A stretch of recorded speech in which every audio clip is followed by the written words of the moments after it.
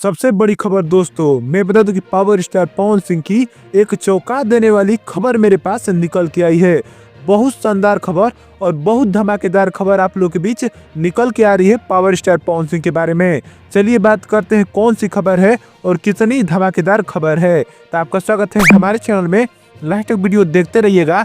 अगर नए हैं तो हमारे चैनल को सब्सक्राइब जरूर कीजिएगा ताकि कोई भी भोजपुरी खबर आपसे छूटे ना। तो मैं बता दूं कि बहुत लोग कह रहे थे कि इस पर वीडियो बनाइए, तो इसलिए मुझे वीडियो बनाना पड़ा।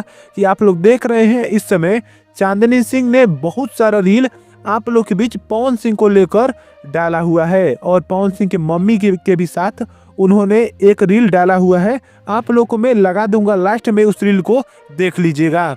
मैं बता दूं कि उसी रील में सब लोग जाके कमेंट कर रहे हैं कि नेक्स्ट वाइफ पवन सिंह की चांदनी सिंह होने वाली है। मैं कमेंट में कमेंट दिखा दूंगा आप सबको, आप लोग देख लीजिएगा। इसी में सब लोग लिख रहे हैं कि नेक्स्ट वाइफ पवन सिंह की, और बहुत लोग लिख रहे हैं कि चांदनी सिंह और पावर स्टार पवन सिंह का नेक्स्ट शादी होने वाला है। इसी साल शादी होगा 2025 में।